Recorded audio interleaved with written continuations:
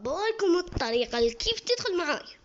أول شي يكون عندك حساب إكس بوكس، هسه تضغط بلاي، دوس على فريند، دوس ادد فريند، تضيف وتكتب اسمي هنا، اسمي شباب، اسمي وريت لكم اياه، وللاحتياط هنا عندكم صورة إله، هنا طلعت لكم صورة لاسمي تحطونه. أنا دا أنشر على اليوتيوب، أقول دا ألعب، شو أسوي؟ خلي أسوي لي سيرفر هسه على السريع شباب.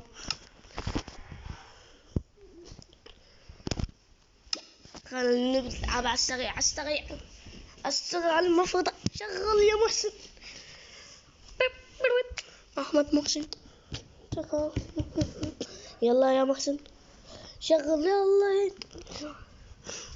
المهم شباب، إذا لقيتم تغيير بالسيرفر يعني أنا ضايف فيه ريسورسر باك حلو، بس ما ضبط على ذاك السيرفر، بتكون أضيفه بس ما أبي أحل أضيفه. المهم انتم هسه تشوفونه، بس قال لي يشتغل السيرفر على مود اوريكم شلون. يلا اشتغل. شو تسوي توان؟ اني شو اسوي؟ مو واحد اني قبل اقبل الدعوة مالته ادوس انفيت جيم، القى واحد هنا. شو اسوي؟ مثلا انا اريد اطل هذا دعوة، اذا لقيت هنا هاي الدائرة اذا لقيتها خضراء يعني شنو؟ يعني انت موجود قبل دا تجيك دعوة للسيرفر، بس اذا ما خضرا ما تقدر تدخل. فهمتوا شباب؟